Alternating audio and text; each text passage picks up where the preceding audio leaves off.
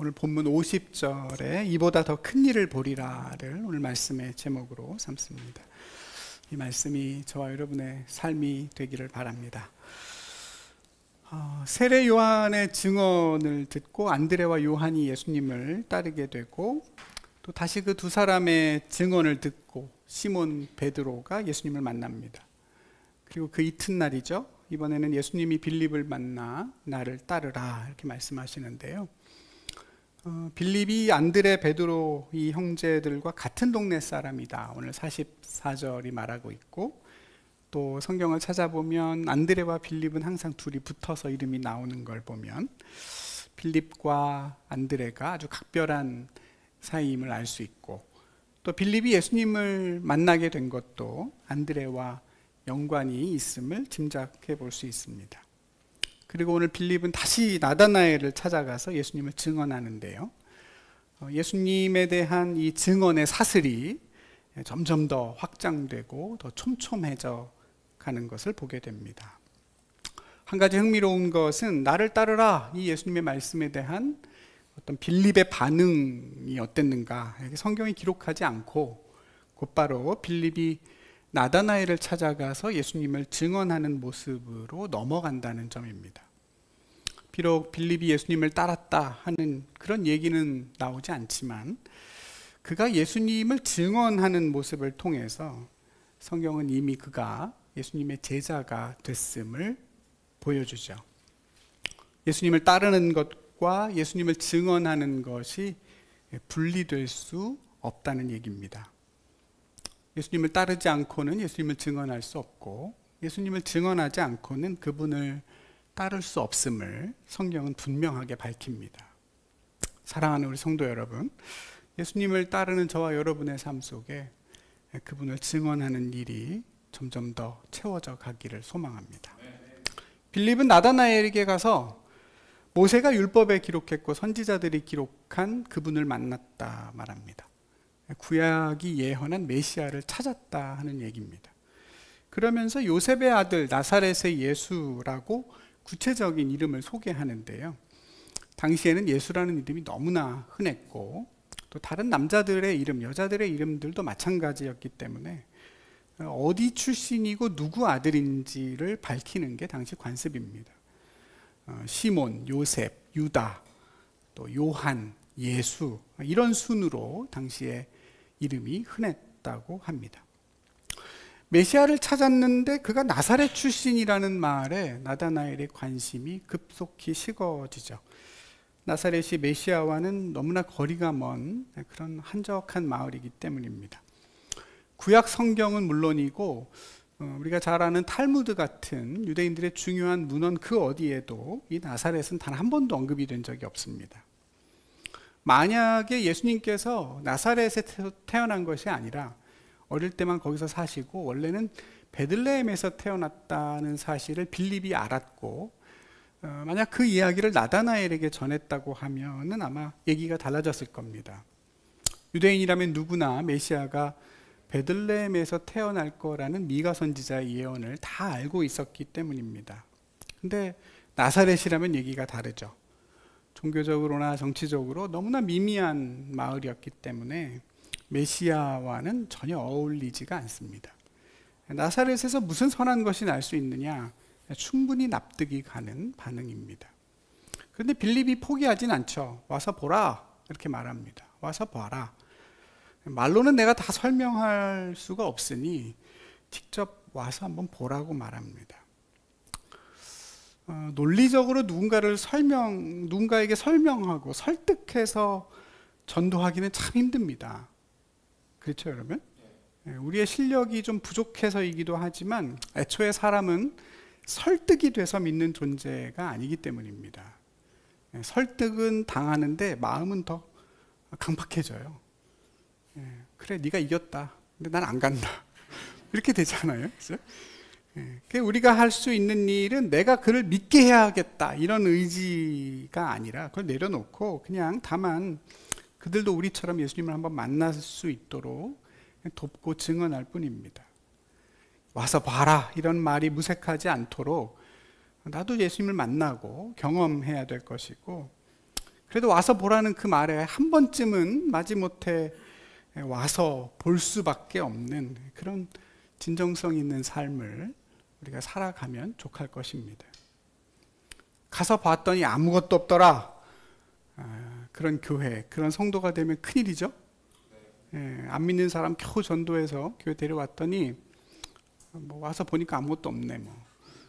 교회나 세상이나 똑같네. 말과 전혀 다른데? 뭐 이런 얘기가 나온다면 여러분, 이건 정말 저와 여러분 모두가 연자맷돌을 목에 메고 진짜 깊은 바다에 빠진다는 그런 마음을 가져야 할 겁니다.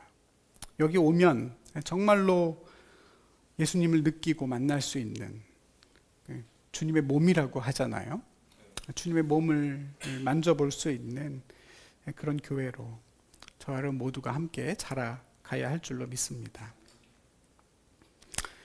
그렇게 빌립이 다리가 돼서 나다나엘이 예수님을 만납니다. 근데 그 나다나엘을 보자마자 예수님께서 뜻밖의 말씀을 하시죠. 보라, 이는 참으로 이스라엘 사람이다.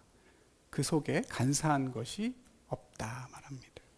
원문을 그대로 직역하면 보라, 그 속에 어떤 간사함도 없는 참 이스라엘 사람이다, 이렇게 됩니다. 그러니까 1차적으로는 나다나엘에 대한 칭찬이시고, 아울러 이스라엘이란 뭐냐, 진정한 이스라엘의 특징이 뭐냐, 간사함이 없는 것이고, 또 지금의 이스라엘에게는 그렇지 않다라는 뜻도 담겨 있습니다. 여러분, 간사하다는 게 어떤 의미일까요? 간사하다, 두 가지 마음.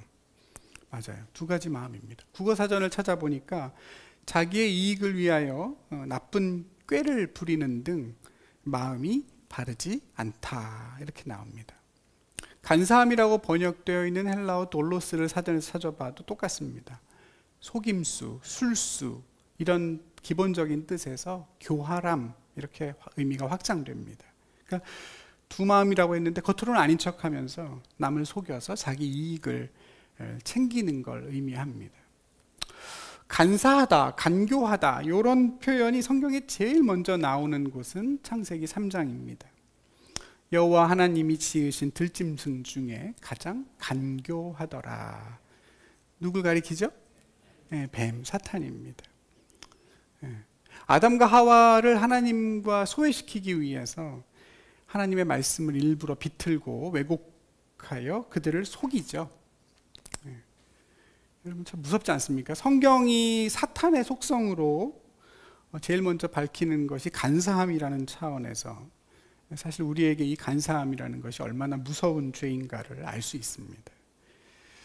거짓과 속임으로 내 이익을 챙기는 것, 그걸 통해 다른 사람과의 관계를 갈라놓고 더 나아가서는 결국 우리 자신 앞에서도 진실할 수 없게 만드는, 나 자신을 잃어버리게 만드는 그런 치명적인 죄가 바로 간사함입니다.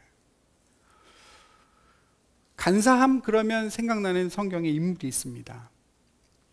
딱 떠오르는 인물 혹시 있으시지 않으세요? 야곱입니다. 여러분 잘 아시죠? 네.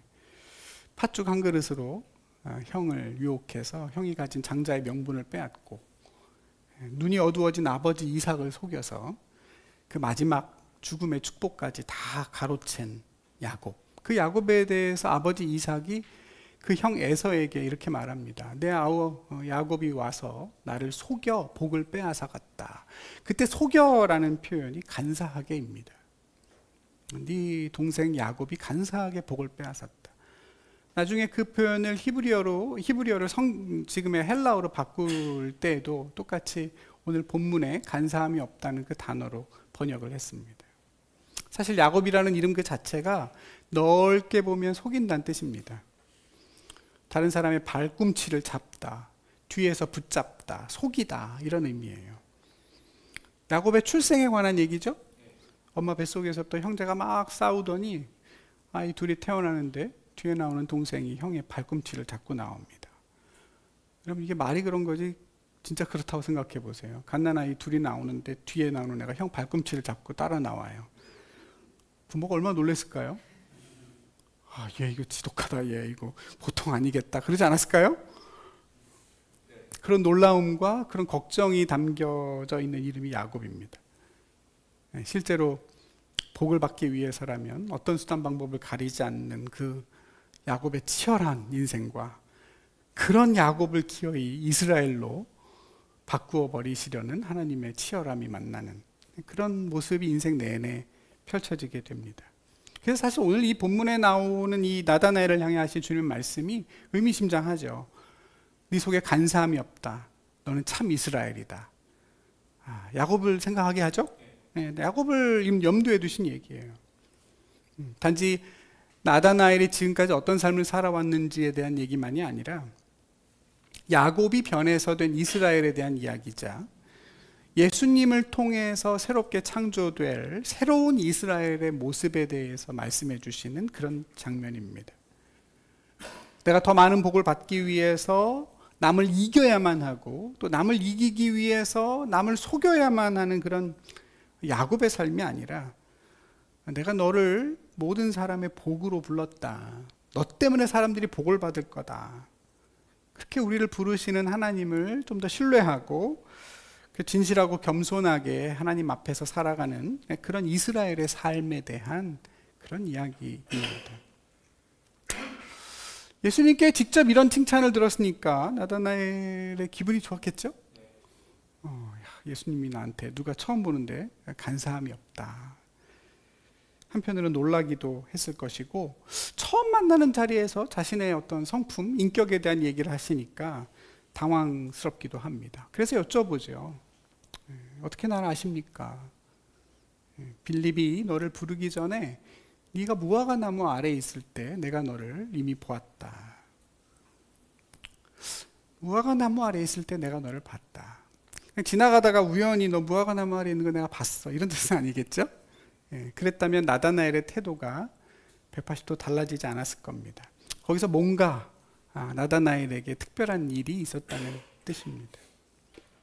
무화과 나무는 이스라엘을 상징하는 아주 대표적인 과실수입니다. 가나안 땅 어딜 가나 볼 수 있다고 그래요. 그런 데서 누굴 봤는데 그거 가지고 누굴 미리 알았다 이렇게 얘기하기는 어렵습니다. 우리로 치면 당신이 전봇대 아래에 있는데 내가 한번 봤습니다 이렇게 얘기하는 거랑 똑같습니다. 하나도 놀랄 만한 사건이 아니죠? 네, 어디나 전봇대가 있기 때문입니다. 근데 나다나엘은 예수님의 그 얘기를 듣고 당신은 하나님의 아들이고 이스라엘의 왕이다, 메시아입니다 이렇게 말했습니다. 그러니까 분명히 그날의 무화과 사건이 결코 평범한 일상은 아니었다는 뜻입니다.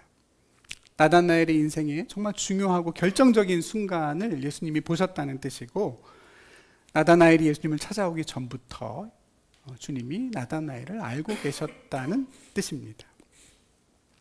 과연 나다나엘이 그날 무화과 나무 밑에서 뭘 하고 있었느냐? 전통적으로는 두 가지 견해가 있습니다. 하나는 먼저 무화과 나무는 그 잎사귀가 무성해서 그 밑에 그늘을 만듭니다. 그 당시 랍비들이 자기 제자들에게 말씀을 가르치고 함께 연구하고 하던 것을 주로 무화과 나무 아래에서 했다고 그러죠. 그러니까 그가 무화과 나무 아래에 있을 때 보았다는 것은 그가 그 나무 아래에서 하나님의 말씀을 묵상하고 기도했던 중요한 순간을 주님이 보셨다는 의미일 수 있습니다. 또 한 가지 무화과 나무가 상징하는 것은 이스라엘의 평화와 번영입니다. 솔로몬 왕이 이스라엘을 다스릴 때 그때 모습을 가리켜 그 백성들이 무화과 나무 아래에서 살았다 이렇게 비유적으로 표현합니다. 그 이야기를 나중에 미가 선지자나 스가랴 선지자도 똑같이 가져와서 하나님이 우리에게 회복하여 주실 그의 나라와 평화를 가리켜 그 말을 사용을 하기도 했습니다. 근데 여러분, 예수님 당시에 그 시대는 평화의 시대가 아니잖아요. 팍스 로마나, 로마의 황제가 만든 거짓 평화 속에서 이스라엘 백성들은 신음하던 그런 시대입니다. 만약에 이런 무화과 나무였다면, 그러니까 나다나엘은 그 무화과 나무 아래에서 다시 한번 하나님이 우리에게 허락하실 그 평화의 시대를 갈망하고 기도했을 것입니다. 주여, 이제 이 나라에 다시 그 평화를 허락해 주십시오. 무화과 나무 아래에서 살게 해 주십시오. 그리고 내 이 작은 인생을 하나님 그 일에 사용해 주십시오. 그렇게 결단했을 것이고, 바로 그런 나다나엘을 주님이 보셨다는 이야기일 겁니다. 또 한 가지 저의 개인적인 상상을 보태면 어쩌면 무화과나무는 나다나엘의 부끄러운 과거와 연관이 있을 수도 있습니다. 아시는 것처럼 범죄한 아담과 하와는 그 수치를 무화과나무 잎을 베어 가리게 되죠. 예레미야나 호세아 말씀에 보면 무화과나무의 열매 없음이 이스라엘 백성들의 불신앙과 하나님의 심판의 상징으로 나옵니다. 예수님도 그러셨어요. 열매 없는 무화과나무를 책망하고 저주하신 적이 있죠. 만약 그렇게 본다면 나다나엘의 무화과나무는 나의 연약함과 허물로 인해서 정말 낙심하고 좌절하고 부끄러워하고 그렇게 무화과나무 아래 엎드려서 애통해하던 바로 그 순간이었을 것이고, 그런 모습을 주님이 보았다 하시는 뜻일 수 있겠습니다. 어떤 경우이든 간에 궁극적인 의미는 하나로 연결됩니다. 지금 처해진 그 고통의 현실 속에서 정말 남몰래 하나님을 찾고 그분의 나라를 구했던 순간입니다. 나다나엘이 인생의 정말로 중요한 순간이죠. 가장 고독하면서도 정말 하나님을 진심으로 찾았던 그 순간을 주님은 보고 계셨고 오늘 그를 부르고 계십니다.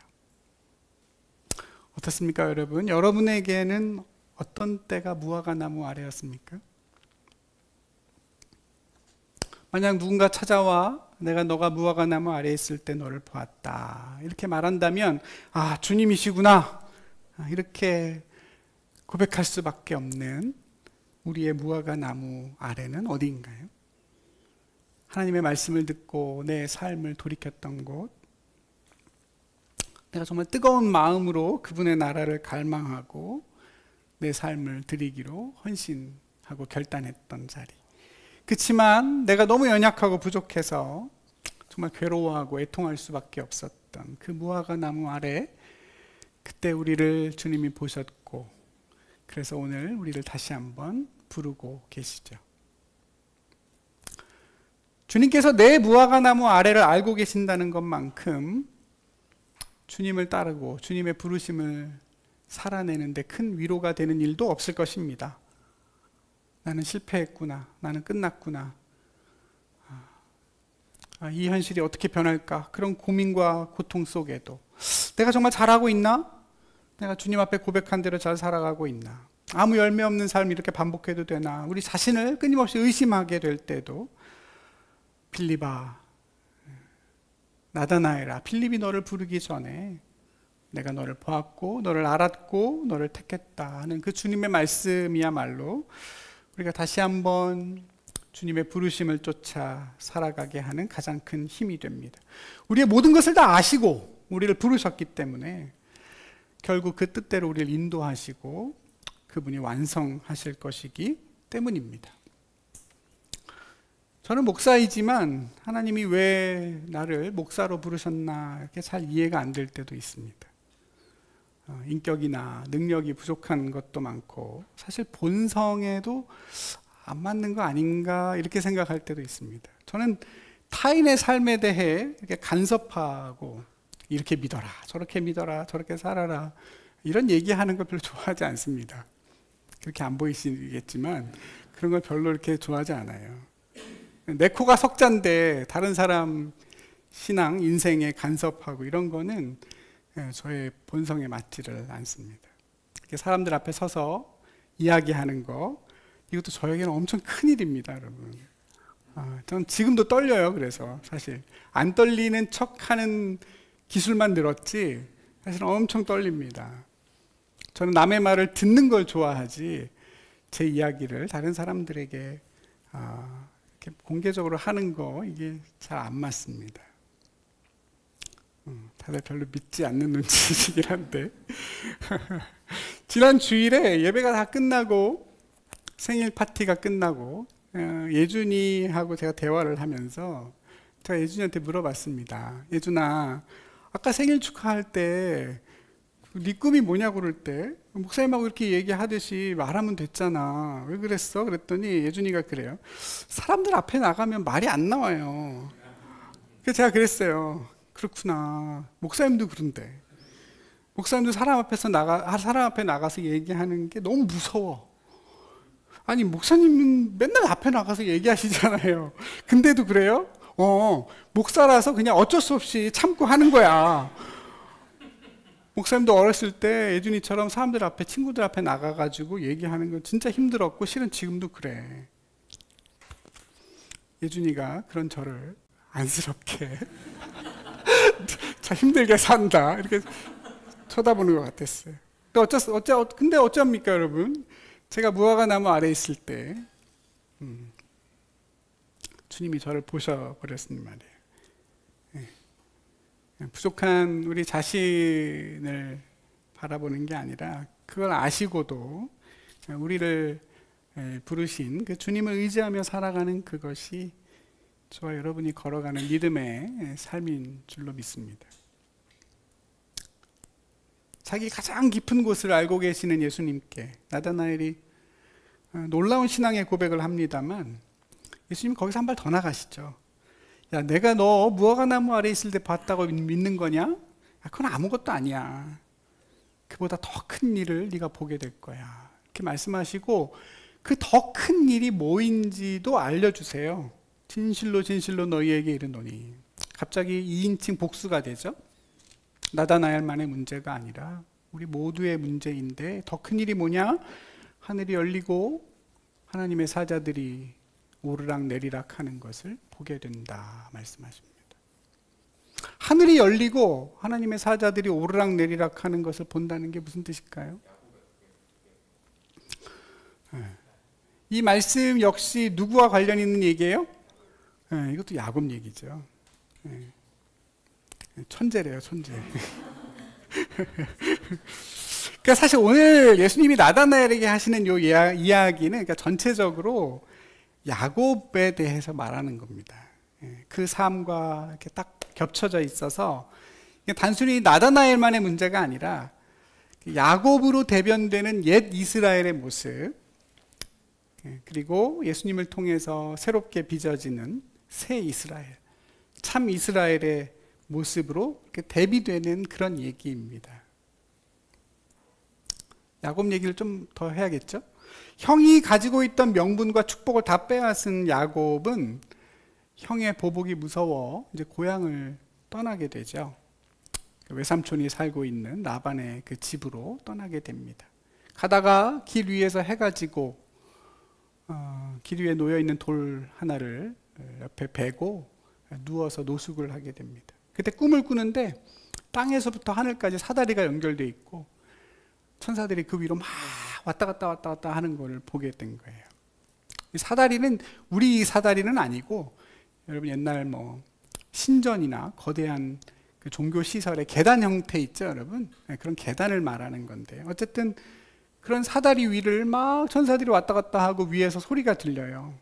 나는 여호와다, 아브라함과 이삭의 하나님이다. 네가 누워있는 그 땅을 너와 너의 자손에게 줄 것이다. 너의 자손이 하늘의 별과 같이 많아져서 동서남북으로 흩어질 것이다. 내가 너와 늘 함께 하겠고 너를 안전하게 지켜 이곳으로 돌아오게 하겠다. 내가 지금 너에게 한 말을 다 이룰 때까지 내가 너를 절대 떠나지 않겠다 약속하십니다. 잠에서 깬 야곱이 베개로 베고 있던 그 돌을 세로로 기둥으로 세워놓고 그 위에 기름을 부어요. 하나님을 기념하는 것이죠. 두렵도다. 여기 하나님이 계신 줄 몰랐다. 여기는 하나님의 집이요 하나님의 문이다. 그러면서 그 땅을 베델이라, 하나님의 집이라 이렇게 바꿉니다. 그리고 나서 하나님께 서원하죠. 하나님이 만약 나와 함께 계셔서 나를 여기까지 안전하게 되돌아오게 해주시면, 내가 다치지 않게 해주시고 나에게 의식주를 해결해 주시고 내가 다시 평안히 고향 땅에 돌아오게 해주신다면 당신은 나의 하나님이 되실 것이요 내가 세운 이 기둥이 하나님의 집이 될 것이요 하나님께서 내게 주신 모든 것의 10분의 1을 하나님께 드리겠습니다. 이렇게 서원합니다. 근데 여러분, 이 야곱의 기도를 들어보면 어떤 생각이 드시나요? 하나님께 나의 어떤 뭔가를 드리겠다는 서원 같긴 하지만 실은 그가 하는 얘기는 다 그 앞에 하나님이 다 약속한 거지 않습니까? 그렇잖아요? 내가 너 어디로 가든 함께하고 의식주 다 해결해주고 너가 여기 안전하게 돌아올 때까지 나 절대 널 떠나지 않을게 라고 다 말씀하신 내용 그대로 하나님 그렇게 해주시면 if죠. 그렇게 해주시면 제가 하나님 어떻게 하겠습니다. 하나님이 하신 약속인데 그걸 다 다시 서원으로 하나님께 구합니다. 좀 이상해졌죠. 자신이 복인 줄 모르고 하나님께 복을 구하는 모습이고, 실은 이것이야말로 구하지 않아도 된다는 걸 억지로 우린 열심히 구하는 우리의 모습과도 많이 닮아 있습니다. 또 한 가지, 야곱이 사다리에 관해서도 잘못 생각한 게 있습니다. 그게 뭐예요, 여러분? 사다리가 왜 거기 세워지고 왜 천사들이 오르락내리락 했느냐 오해하지 않았나요? 질문입니다. 야곱이 누워있던 그 땅이 거룩해서 야곱이 그런 꿈을 꿨겠습니까? 아니면 야곱이 하나님께 너무나 중요한 사람이기 때문에 그곳에 사다리가 세워지고 천사들이 오르락내리락 했겠습니까? 당연히 후자죠. 야곱 때문에 일어난 일이에요. 그 땅 때문이 아니라, 그가 누워있는 그곳이 베델이 아니라 사실은 야곱이 베델인 것이죠. 그걸 깨닫지를 못하니 어떻게 되겠어요? 하란에서 지내는 세월도 다 간사함의 시간이죠. 내가 살아남고 내가 복을 받기 위해 남을 속이고 수단 방법 가리지 않는 야곱의 삶이 이어집니다. 근데 기가 막힌 게 가서 보니 자기보다 더 센 인간이 있어. 나보다 더 간사한 인간이 거기서 날 버티고 있어. 뛰는 놈이 나는 놈이 있죠. 나만 간사한 줄 알았는데 더 센 놈이 내 윗사람이야. 야곱을 이용해서 자기 인생을 바꾸려고 들지. 실제로 야곱 때문에 라반은 큰 부자가 되죠. 자그마치 몇 년을 야곱이 종으로 일했어요? 자그마치 20년. 20년을 바쳐서 그를 부자 되게 해줍니다. 내가 20년 만에 고향에 돌아오리라고는 야곱 상상도 못했겠죠. 그 긴 세월을 철저하게 을의 자리에서 실컷 이용당하는데요. 내가 남한테 한 그대로 받는 거예요. 그죠? 물론 야곱도 호락호락하진 않아요. 라반 못지하게 간사하고 영악하죠. 라반을 떠나기로 마음먹은 때부터 자기 가축, 자기 품삯을 챙기는데 튼튼하고 건강한 양과 염소만 따로 자기 걸로 모으기 위해서 정말 교묘한 계략을 쓰죠. 건강한 암수가 서로 교미를 할 때에는 그 앞에 무늬가 많은 걸 보여주면서 얼룩양, 얼룩염소가 태어나게 하고, 빼빼 마르고 힘이 없는 양과 염소가 교미를 할 땐 그런 거 없이 그냥 내버려 두고, 결국엔 튼튼하고 건강한 아롱지고 무늬 있는 양과 염소만 자기가 취해서 돌아오게 되는데, 야곱은 그게 자기의 간사함 때문에 생긴 일인 줄 알겠지만 과학을 몰라서 그렇지. 과학을 아는 우리는 그게 야곱의 간사함 때문에 생긴 것이 아니라 그저 하나님이 주신 은혜임을 알죠. 라반에게 철저하게 이용당했다고 생각했지만 사실은 그렇지 않습니다. 2명의 아내와 2명의 여종을 통해서 12명의 아들과 1명의 딸을 낳죠? 자기 할아버지, 자기 아버지는 자식 못 낳아서 늦게까지 그렇게 고생했는데 이스라엘 12지파가 되는 그 12아들과 딸을 낳아서 와요. 그리고 얼마나 많은 재산을 가지고 안전하게 돌아옵니까? 자기 간사함으로 이룬 복이 아니죠. 나보다 훨씬 더 간사한 인간 밑에서 그 사람을 통해 주신 하나님의 은혜입니다. 20년 만에 고향으로 돌아오는 그 야곱이 다시 한번 인생의 위기를 맞죠. 이제 그 피했던 형 에서를 만나야 되기 때문인데요. 에서를 만날 때도 온갖 꾀를 내서 형을 누그러뜨리기 위해 애를 씁니다만, 그 간사함으로도 극복될 수 없는 두려움에 휩싸이게 되고 결국 야복강 나루터에서 밤새 천사와 씨름하는 유명한 사건을 경험합니다. 여러분, 천사와 씨름하면서 뭐라고 얘기하죠?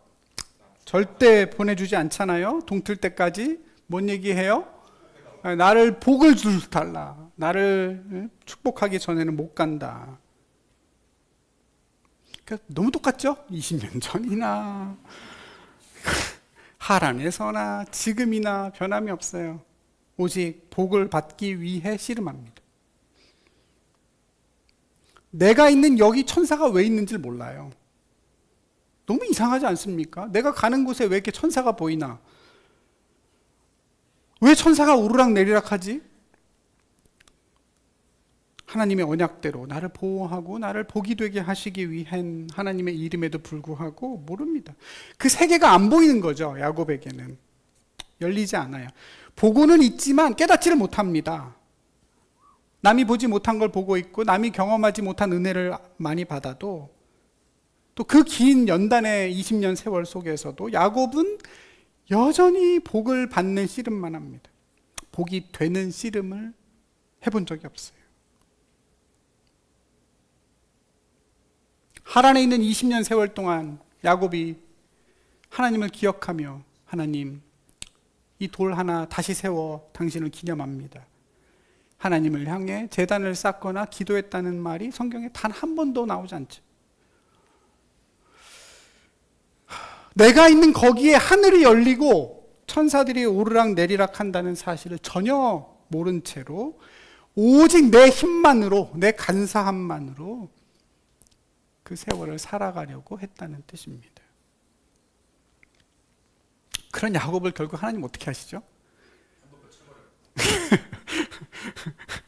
연단의 세월로 안 되니까 결국 직접 간사함을 제거하시죠?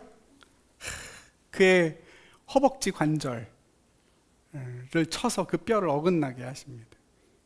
허벅지 뼈라는 건 사람이 이렇게 힘을 딱 줄 수 있는, 뭔가 들거나 할 때 힘이 딱 들어가는 그 자리죠. 자기가 자기 힘으로 딱 직립해서 설 수 있게 하는 그 뼈인데 그걸 건드려서 억지로 그를 꺾어버리십니다. 평생 절뚝거리며 지내게 되죠. 그리고 야곱의 이름을 이스라엘로 바꾸십니다. 여러분, 거기까지는 안 가길 바랍니다. 거기까지는 안 가길 바랍니다. 하나님도 고집이 세셔서 기어이 그렇게 만드셔요. 이스라엘이라는 이름에는 두 가지 의미가 있어요. 하나는 하나님과 겨루어서 이겼다는 뜻도 있고, 또 하나는 하나님께서 다스리신다는 뜻이에요. 기가 막히죠, 여러분? 두 개는 모순되는 의미잖아요. 하나님과 겨루어서 이겼어요. 근데 하나님이 다스려요. 전혀 상반된 이름인데 이스라엘엔 그런 뜻이 담겨 있어요. 그러니까 내가 하나님과 겨뤄서 이겼어. 야, 이겼어. 근데 결국 어떻게 돼요? 하나님이 나를 다스리고 계세요.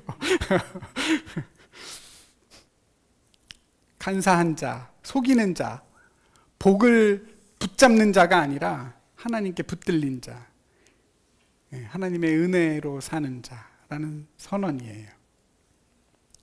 억지로 바꾸시죠. 더 많은 복을 네가 받아야 되겠느냐? 그렇게 너를 증명하는 삶 그만 살아라. 네가 이미 하나님의 복이라는 사실을 좀 받아들여라. 그리고 네 위로 하늘이 열려 있고 천사들이 오르락 내리락 한다는 사실을 좀 봐라.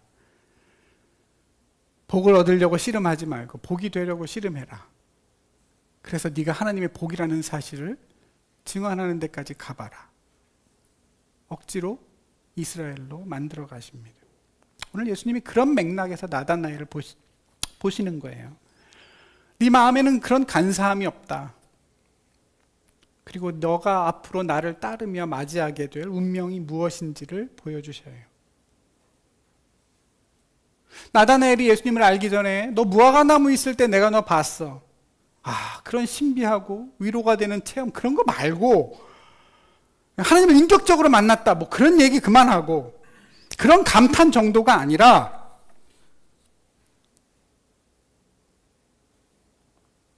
너희가 나를 따르고 내 이름으로 예배하고 모여 기도하고 그리고 너가 베델이라는 걸 믿고 네가 말씀 앞에 서고 하나님을 찾을 때, 그때 너가 있는 곳이 어디든 그 하늘이 열리고 하나님의 천사들이 오르락 내리락 하는 것을 너는 보게 될 것이고, 너의 삶이 하나님께 붙들려 있는 진정한 이스라엘이라는 것을, 그래서 네가 하나님의 복이 된다는 사실을 너가 보게 될 것이고, 세상에 그 간사한 인간들이 너를 통해 복을 얻고 하나님을 알게 되고,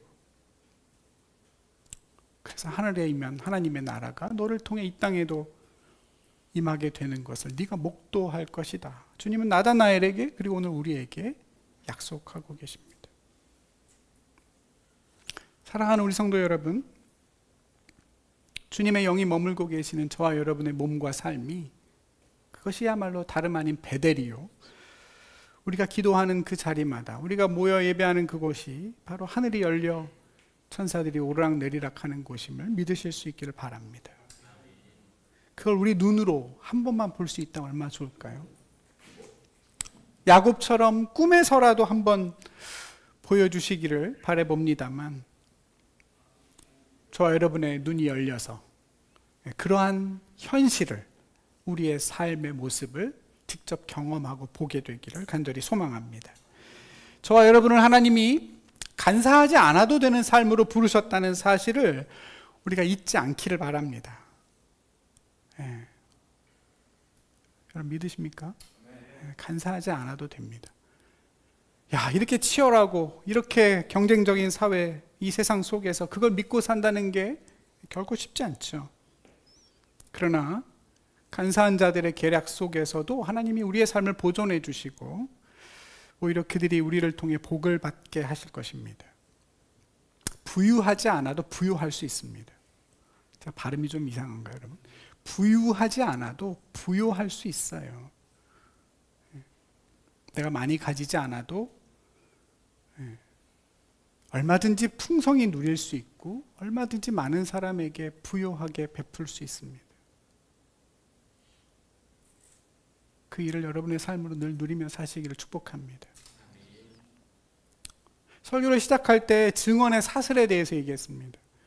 세례 요한에게서 시작된 증언이 안드레와 요한으로 이어지고, 그 두 사람을 통해 시몬 베드로와 빌립이 예수를 알게 되고, 그 빌립이 다시 나다나엘에게로 증언하게 되고, 그렇게 연결된 증언의 사슬이 결국 긴 세월과 그 먼 거리를 뚫고 저와 여러분에게까지 연결되어 온 것이죠.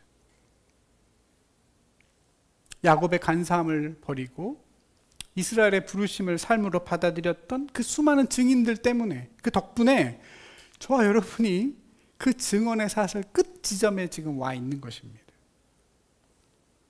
여러분, 저와 여러분의 삶에서 그 증언이, 그 사슬이 끝나지 않기를, 그 비극이 일어나지 않기를 바랍니다. 복을 받는 일이든 증언하는 일이든, 여러분, 그 사슬의 끝에서 우리가 죽으면 안 되죠. 그 증언의 사슬이 우리에게까지 오는데 얼마나 많은 사람들의 땀과 눈물과 죽음이 필요했는지 우리가 잠깐만 생각해 볼 수 있다면, 내가 그 사슬의 마침표가 된다는 게 얼마나 부끄러운 일인지를 우리는 알 수 있을 겁니다. 우리의 이 증언의 사슬, 그 다음의 목적지가 어딘가? 나에게서 누구를 향한 증언의 사슬이 지금 만들어지고 있는가? 다시 한번 진지하게 생각해 보면 좋겠습니다. 사과나무는, 청송사과 소개했습니다만, 사과나무는 사과를 먹지 않는다는 유명한 말이 있어요. 열매는 나무를 위한 것이 아니라는 뜻입니다. 다른 생명을 더 풍성하게 하고 복을 나눠주기 위한 하나님의 섭리가 열매 속에 담겨 있습니다. 저와 여러분의 삶에 맺히는 모든 은혜와 모든 열매 역시 저와 여러분을 위한 것만은 아님을 우리가 기쁘게 받아들이고, 야곱의 간사함을 힘껏 날마다 떨쳐내야겠습니다. 여러분, 간사함을 떨쳐낸다는 것은 저와 여러분, 우리 성도들에게 너무나 중요한 문제입니다. 우리의 본질과 닿아 있고, 예수님을 닮아가려면 그 강을 건너야 되죠. 야곱에서 이스라엘로 간사함을 버리고 복이 되는 삶으로 용기를 내어야 합니다. 저 여러분에게 그 믿음이 있기를, 여러분의 삶 위에 하늘이 열리고 하나님의 천사들이 바쁘게 오르락 내리락 하고 있다는 것을 믿고 어디에 있든지 하나님의 복으로 살아가는 그런 저와 여러분 되기를 주님의 이름으로 간절히 축복합니다. 기도하겠습니다.